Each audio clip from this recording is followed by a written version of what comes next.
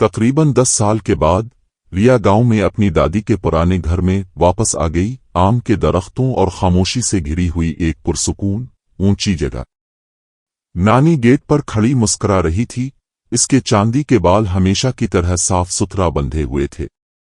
तो आ गई बटा, उसने गर्मजोशी। चैनल को सब्सक्राइब करें और घंटी के निशान को दबाएं, इसे गिले लगाते हुए कहा। संदल की लकड़ी और मिट्टी के तेल की एक ही महक हुआ भर रही थी। एक लम्हे के लिए सब कुछ नॉर्मल महसूस हुआ, तकरीबन तसल्ली बख्श। लेकिन इस रात छोटी छोटी बातें गलत लगने लगीं। रिया ने नानी के हाथों को देखा, जल्द जबान, चिकनी लग रही थी।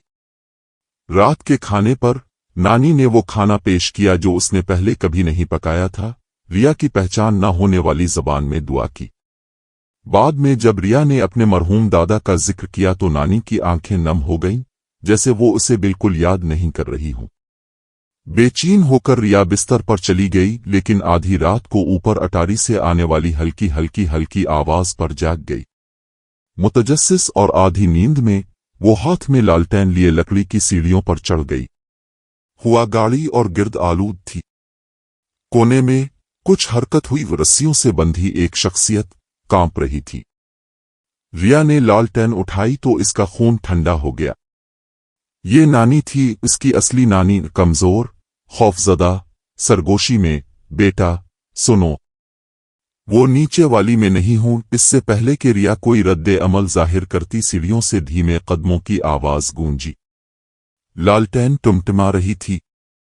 नीचे के अंधेरे से वही धीमी सी जानी पहचानी आवाज आई, रिया तुम वहां क्या कर रही हो? बंधी नानी ने शिद्दत से सर हिलाते हुए रोना शुरू कर दिया।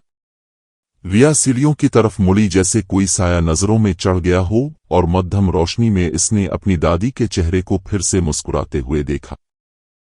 लेकिन इस बार आंखें बिल्कुल काली थीं। अगली सुबह गांव वालों ने बताया कि उन्होंने नानी के घर से चीखें सुनी हैं, लेकिन जब वो भागते हुए आए तो वहां खामोशी छा गई।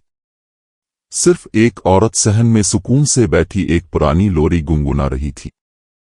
कोई नहीं बता सकता था कि ये रिया थी या नानी।